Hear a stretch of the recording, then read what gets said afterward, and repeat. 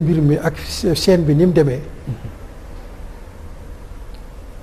dama tiitaat ci réew mi ndax xam naa ne l'injustice àgg na ci sommet te yàlla bëggul tooñ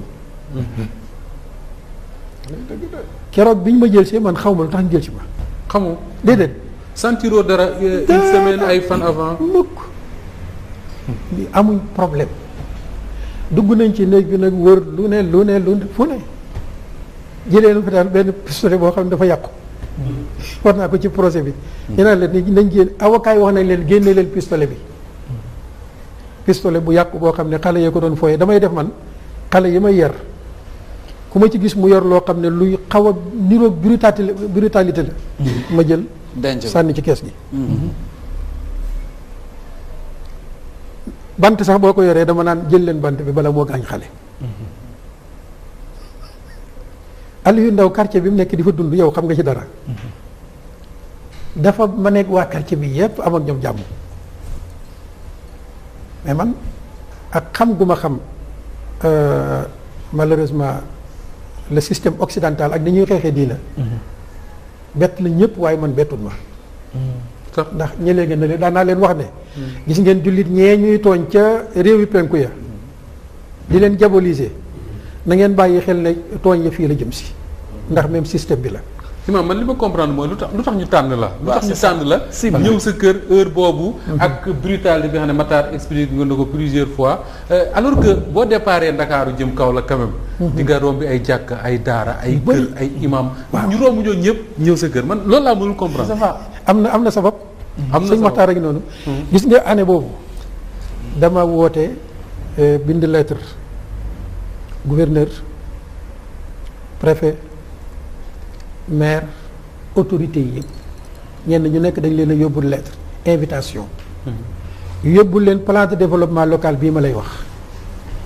plan de développement local bi gis nga buñ ko doxaloon quelques années banque classique yëppay daan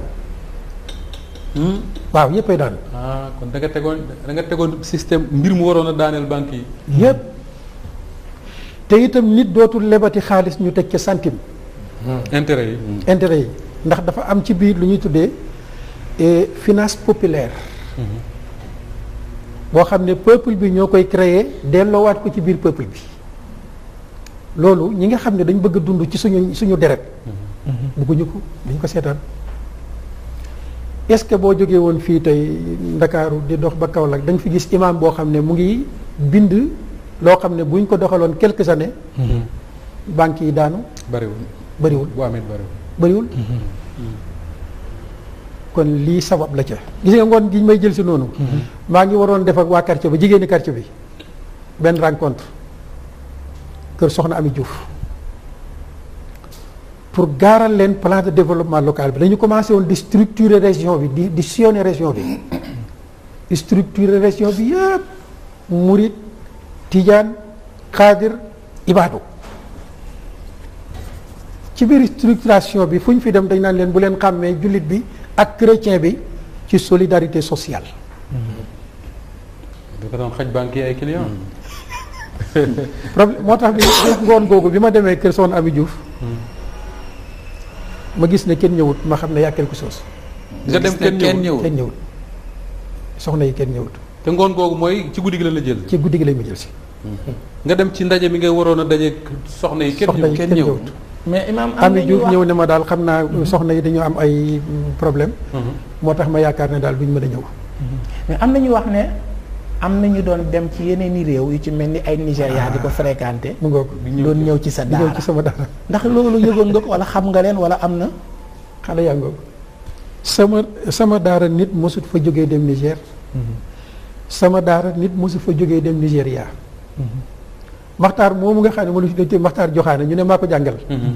xale yaa ngoog Maxtaar jàngalu ma ko. moo tax mbir yi ay mbir man gis nga keroog bi ñu toogee ci tribunal may déglu rapport bi.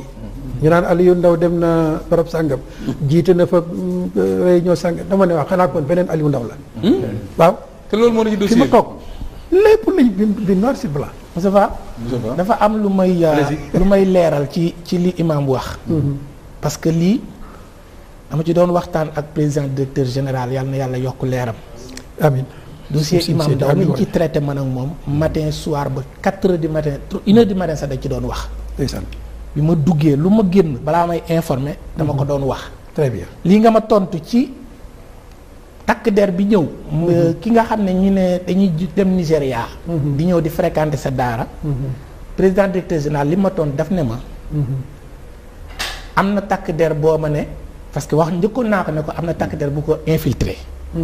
nekk fa di jullee ak moom di photo ak moom. loolu yëg nañ ko ci suñuy source boobu kii wax nañ ko. mu ne ma jumaam jooju ak daaraam jooju. ni takk der bi ñëwee moom xamul fu mu jógee. voilà ñeneen ñi it mën nañ ñëw parce que daara yàlla rek a leen ñor. te mu bañ a xam. fan la jógee. loolu président directeur général. moom moo ma ko wax. tuumaal nañ la aussi ci prêche. maanaam ne li ngay wax dafa tàng. maanaam da ngay wax nit ñi nañ xeex nañ def lii ainsi de suite. bi ma ko laajee de ko loolu daal bokk ni ci liñ koy. discours mu ne ma nañ jàpp yàlla mooy terroriste. parce que moom moo wax loolu ci Alxuraan. très bien moom président directeur général wax na loolu yàlla na yàlla yokk leeram. te it man déglu naa say presse. ci li nga ne fédérateur diine. déglu naa la nga def. waxtaan wu am solo ni jigéen war a mel ci soxna Jaaratullah ci màggalu Poroxaan. très bien ñu doon suivre religieusement donc kon li nga wax ne dafa am ay mbir yu bëri yoo xam ne dañ ko lal ci mbir mi dafa mel ni loolu da koy firndeel. jërëjëf. te umpule woo ne même ñaari at yu mujj yooyu. pencum sëñ Bassirou Mbacké mi ñu dendal. ci fukki fan yu mujj ci weeru koor conférence yu mag yi ñu fay organiser toujours kenn lay doon ci conférencier yi. ki nga xam ne dafa bëgg a teqale. bëggul koo xam day ñëw di fédéré. problème bi yëpp lii la. imaam xëy na ba lay Pape Sané di jërë ma dafa am lu ma bëggoon laaj. bi ñu la demee ne ca xeet ca Kaolack jëm ak yow Ndakaar.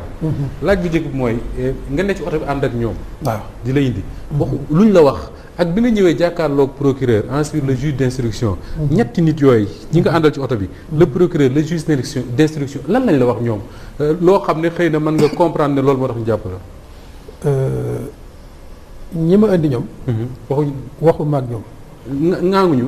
déedéet Kaolack ba Ndakaaru. ba Ndakaaru ñoom ñu ngi wax seen wax man maa ngi nekk sama diggante ak sama borom ma itam. jéemuñ la toroxal ci oto bi jéemuñ la brutaliser. bi fajar jotee it fekk ne man dama yéegaale ak njàpp. ci biir oto bi xam naa ne fajar jot na. ci biir oto bi lay julli. nga julli ci oto bi. waaw. mais bi nga génnee sa kër avant ngay dem tribunal am na beneen étape am na lu xew foofu ci diggante bi. avant may dem tribunal. waaw dañu ñëw jaar ak man directement gendarmerie. gendarmerie la ñu wàccoon ci guddi googu. waaw ci guddi gi bi ñu jógee gendarmerie. foofa la yenn oto yi resté yenn yi ànd ak man ñu continuer sur Dakar. bi ma ñëwee daal jël nañ benn néeg bu lëndëm boo xam ne fa lañ ma denc. mën naa wax ne presque ñaata semaine ñaari semaine de. ci benn néeg bi. ci benn néeg. néeg bu lëndëm maanaam amul lampe. am kooku bu fekkonte ne sama bët yi nekk na bët yu xaw a doy waar sax. dama fay jógee vision moom dootuma ko am. garda bi. néeg bi nii comme nii la mel. am na benn tapis bu ndaw benn mat la bi nii la mel exactement. cuir la ci ngay tëdd. 2 semaines de garde à vue. 2 semaines. de garde à vue. ci lu loi bi wax ni ñaari fan la war a doon. voilà 2 semaines. loola seetlu naa ne vraiment man ma fa jaar te itam néeg bi am na ay sonorisation yu ñu fi def yoo xam ne day mel ni ay salive. salive yoo xam ne dañ koy amplifier ba mel ni day ubbi sa bopp bi. pour nga bañ a nelaw. waaw pour nga bañ a nelaw. torture pour nga bañ a nelaw. waaw pour nga bañ a nelaw. moo jëm lu ñu la wax sabu salive. maa ko def après nga nekk ba 15 jours doog a gisee ak procureur. door a gisee ak procureur. mu wax lan. waaw bi ñu ma indee ci procureur li ma njëkk a laaj mooy ndax xam nga li ñu la fi indee ma ne ko déedéet. mu ne kon xamoo lu ñu la fi indee ma ne ko déedéet. waaye daal leer na ma ne moom. ci tooñaangee lañ ma fi indee. ndax nit ki moo xam boppam. lii bis ci camp pénal toog naa man juge d'instruction directeur bi nga xam ne moo sant Dia. mu laaj ma ne woon ndax amuloo dara looy tawat ma ne ko yàlla laa koy tawat. jaaji njaay. waaye du yéen laa koy tawat. mag doo ko jëlee këram andi ko toroxal ko jéngu ko jéng ay loxoom loxo yi nii lañ ko def mel ni ku jàpp ponkalum criminel takk la mën ah dañ la takkaloon mën nga indi ko nag di ko laaj ne ko ndax amuloo loo may looy sàkku ci man mu ne am mën a koy xelaatu ko kenn laa am ko may sàkku ci moom muy Allah subhanahu wa taala directeur mu ngi may dégg man moom juge d'instruction léegi nag bi ma laajee ne ma kon xamoon lu fi indi ma ne ko déedéet mu ne ma gendarme yi waxuñ la dara ma ne ko loolu ñu wax xaw ma ko ay problème mu terrorisme lañ may tudd ay problème mu benn association de malfaiteurs lañ may tudd mu ne ma ne ko loolu ci yéen laa ko déggee moo tax xaw ma ko voilà enquête yi nii la demee ba mu terminé. ñu tey la fa ñetti at ñaar ba ñaari at ak juróom-ñetti weer. waaw juróom-ñetti weer. boobu mooy ndar bi. c'est comme di Maam Khady dañ la du woon ci benn place dañ la doon yóbbu fii. yóbbu fële. dem nañ ndar. kii bi nga demee procès. li nga wax ne moom nga daj camp pénal. moo gën a métti li nga daj ci néeg bu lëndëm bi nga daj. est-ce que mën nga si ñëwaat. bu baax te itam loolu dama ko war di wax. pour adduna yëpp xam ne li ñuy tuddee justice. ci réew mi ak respect du droit humain amu fi ndax nit waroo koo dugal ci benn néegam moom dong man sama rek ak sama nekk xet gu bon laa doon noyyi 24 heures sur 24. Ablaye may ñëw na laata ma koy wax it woo naa takk der yi ba ñëw may leen. ñu ñëw taxaw na leen may leen dugg si leen ñu jege si leen ñu ne non ñun fii la ñu taxaw may leen kon yéen néeg bi sax nangu leen ko jege mais nag li may wax ak yéen mooy sunuy takk der ngeen respect laa am ci sama réew. te am na ñaawteef yoo xam ne vraiment bëgguma ko génnee àdduna di ko dégg ne lii mu ngi am Sénégal. Ablaye gën a la. mais dañ ko war a wax. ma wax ko chef de cour ne ko nag bu dakkul sama visiteurs yi njëkk a ñëw. dinaa leen wax ñu dem ci réseaux sociaux yi vilipender ko. mu ne ma non léegi bàyyi ñun danañ ci taxaw mais yooyu ñun bu fi amee jaaxal nañu xamuñ ko. widdi ko complètement. d'accord keroog ba fa juge d'instruction ñëwee ak benn substitut procureur. directeur camp pénal taxaw ma wax ne lii mu ngi am ci biir kaso bi ñu weddi damay leen noonu maa ngi jàpp nañ jublu penku léegi waat bu fekkente ne lii may wax. amul xet gu bon gi ak chauffage bi ñuy chauffé néeg bi. bu amul yal na sama bakkan wuy ji boromam léegi nag yéen ñëw leen ngeen waat. ñu waat juge d'instruction ne ma non fii parce que ñun suñu système waat bokku ci. d'accord seen système a neex. d'accord imam lu ma lay laaj. alors imam lu ma lay laaj mooy ba nga bañ defee procès ñu setal la. bàyyi la nga génn est-ce que sa avocat yi jël nañ décision saisir les juridictions internationales ndaxte dañoo gis ne sa ak sa yelef dañ ko bafoué aussi l'autre question dama koy poser Pape Sané. est-ce que torture waaw d'accord mais après mën nga ko boole tontu dama bëgg a xam comme que yow danga nekkoon takk der est-ce que torture dañ ko fii nii dañ koy def mais de manière très très officieuse est-ce que am na fi ba léegi donc imam yaa njëkk a tontu voilà samay avocat loolu lañ naroon li nga wax mooy topp leen ci yoon waaye ñun ci li ma doon wax léegi ci l'islam dañoo am référence muy rasulullahi sallallahu alayhi wa sallam tooñ nañ ko dóor ko ci biir Makka ba dammu dégge jëm ci àllu Médine rey njabootam mais keroog bi mu demee ba ubbi Makka conquête de la Mecque jàkkaarloog ña ko doon def loolu yëpp ne leen tey nag lu ngeen foog ne moom lay def ñu ne ko mbaax rek mooy leen baax rek lay def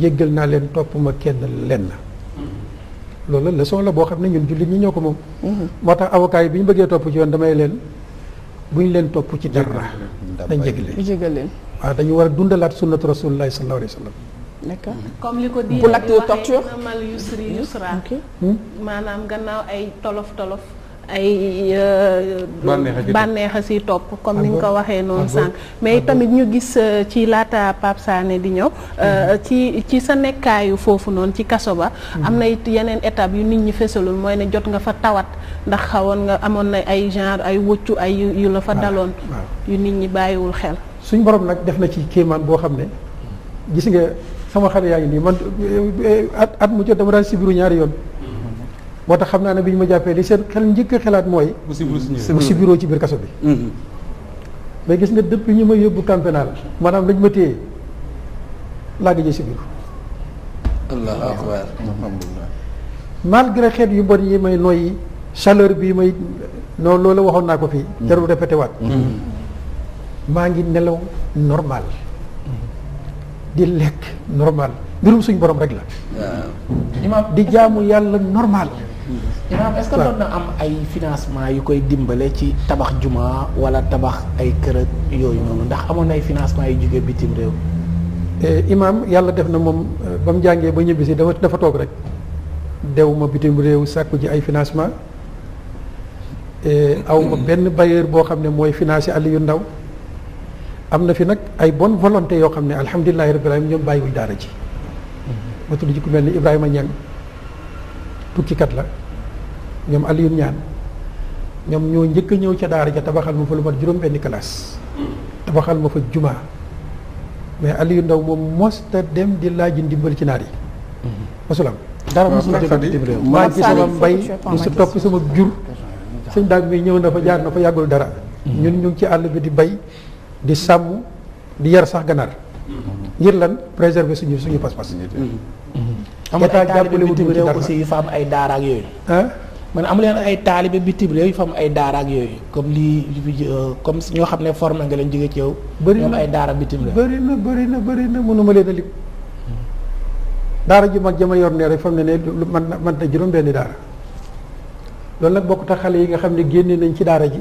dem samp seen daara mënuma la wax nu mu toll bëri na trop mais man am na lu mu junj léegi ba ci bitim tontu ci te dafa am solo mais man am na lu mu junj ndànk maam Khady waaw maam Khady vas-y Pape Ndiaye Pape Ndiaye waaw dama ne maam Khady am na lu mu junj léegi te dafa am solo maanaam waaw yow bañ la jàppee li tubaab bi wax trembale maanaam dañ la jële kaso bi yóbbu la fële ñi nga fàttali ni Rebeuss la tàmbale woon mais à part avant ngay dem ak camp pénal am na yenn prison yoo jotoon jaar nañ Ndar def fa presque 6 mois indiwaat ma Rebeuss ma defaat fa presque 2 mois ñu jëlee waat ma Rebeuss yóbbu ma Cap Manuel def naa fa presque ñaata weer jege na ay 7 mois 8 mois foofu laay door jógee yëpp ma camp pénal xanaa visite da doon bëri mbooloo mi la fay fekk wala yooyu wala peut-être dégg naa prison boo dem rek xale yi détenu ñëpp a ñëw ànd ak yow ne la yaay jiite kii est-ce que du diiraan boobu lañ doon ragal loolu moom vraiment dama ciy jaaraat parce que man bi may dégg prison dama doon jàpp ne ay nit ñu doy waar a fa nekk ay nit ñoo xam ne ñu yàqu lañ mais yàlla xam na ne gis nga néeg bi ma njëkk a dem ci Rebeuss chef de kii bi chambre bi maa ngi fàtte turu Diouf la sant ndeysaan yàgg na fa bi ma demee la ma gën a yéem ci ñoom mooy yërmande ju ñu am ci seen biir malgré conditions yu difficile yi yërëmante ci seen biir solidarité bu doy waar ndax am na ci ñoo xam ne amul ku leen andi lekk mais bu lekk yi ñëwee dañuy boole lépp teg ñëpp tim lekk loolu laa fekk ci prison bi fekk fa imaam boo xam ne itam waxtu julli wu jot mu ngi ci kanam yàlla def na nag bi ma foofu yàgguma fa yaakaar naa ñoom defuma sax lu ma semaine ñu yëpp ma ndar bi ma demee néeg bi ma duggaat chambre 6 loolu même chose laa ko fekkaat keroog tisbaar ji ma àggee dañ na ma ca kanam ma nekk di jiite commencé di leen jàngal ñoom ñëpp ndeysaan ñu intéressé wu jënd ay kaye ma commencé di jàngale mais taxaw foo xam ne dañ ne maison d'arrêt et de correction nit ñëw di jàngal détenu yi ñu ne nañ ko séparer endoctrinement lañ doon ragal boobu. d'accord waaw man foofu lañ ma commencé nag isolé di ma jox sama néegu bopp. d'accord nag ñu ne parce que waruma jonjoo ak yeneen détenus yi ndax dañ leen di endoctriner. d'accord Pape man imam man dafa am benn jàngat bi nga xam ne jàngat bu particulier la ci dossier am. man am naa chance. lire procès verbal bi procès verbaux yi. xam nga ñu bëri nag li leen nax ci dossier imam ci presse bi li leen nax ci dossier imam mooy c'est le rapport d'enquête. rapport d'enquête bi nga xam ne moom la gendarme yi def.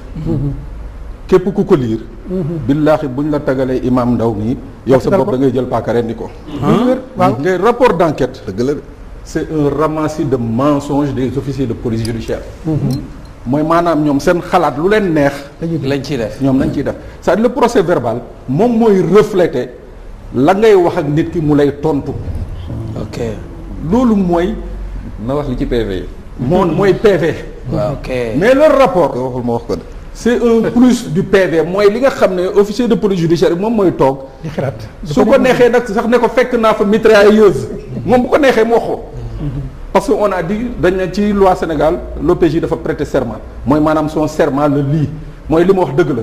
waaw donc loolu moo tax on a très vite fait en sorte que alimenter une diabolisation ci imam mais boo liiree le procès verbal.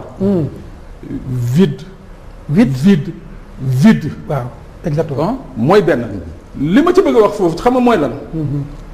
mooy suñuy nguur il faut qu'il fasse très attention.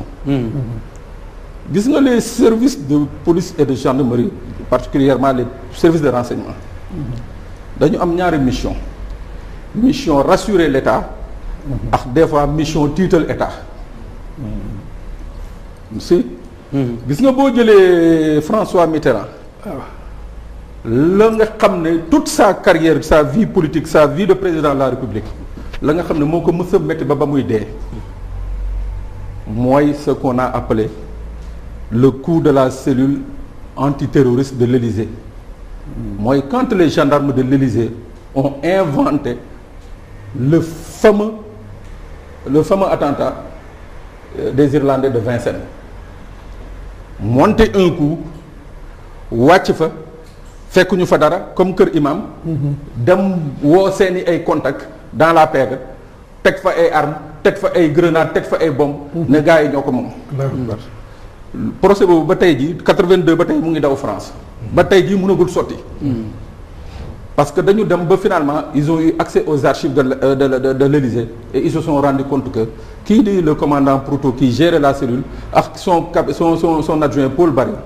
ñoom ñaar ñëpp ay fen nañ doon fen loolu c'était pour lan pour tiital njiit ki xamal ko ni que tu dois yow da nga ñu war a soxla te tu dois penser à nous war nga ñu yaakaar war nga fexe gis nga man bi ma liiree dossier Imam Ndao bi wallahi azim loolu laa njëkk wax ne que ce dossier a été fait pour intimider le président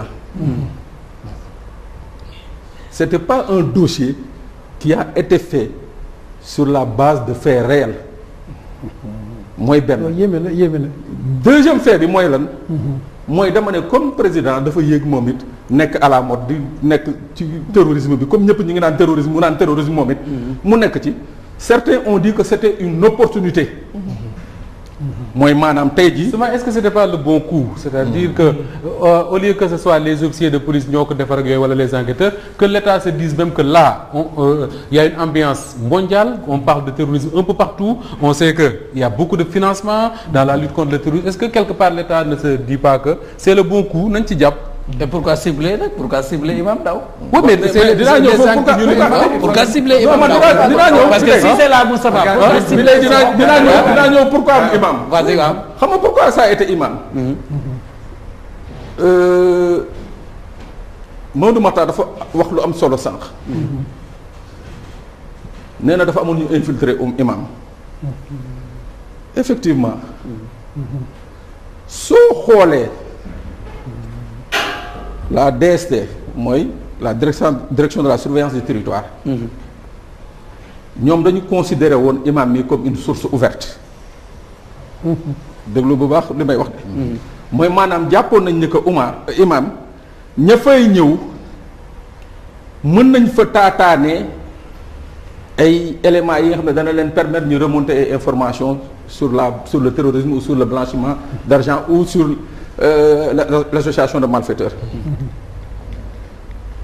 loolu moo pratiquement je crois bien mun naa ci juum mais lii nga xam ne moo taxoon DST di intéressé wu à l'imam je crois que c'est ce qui a été à l'origine de la précipitation pour ñu jàpp ko parce que la concurrence dans les services de police et de gendarmerie kooku ça coule de source ñëpp ko xam c'est dans tous les pays rivalité la jàpp nañ ne xëy na ñii fay dem nii yëg nii am na fa dara donc ñun nañu gaaw dem téye ji ko moom il a été une victime collatérale man dama waxoon à l'époque ci Dakar Times bi ñu ko téye ma bindoon ma ne gisuma juge Sénégal bu sañ a entrer en voie de condamnation par rapport à ce qui existait dans le PV et puis pour être plus sérieux Moustapha booy lutter contre le terrorisme c'est des crimes spéciaux donc il faut une administration policière spéciale il faudra une administration judiciaire spéciale ñun fii Sénégal on n'a pas un parquet antiterroriste on n'a pas de juge antiterroriste jànguñu ko xamuñu ko bu ñu ko condamné on l'aurait condamné sur la voie du droit général mooy le droit code pénal général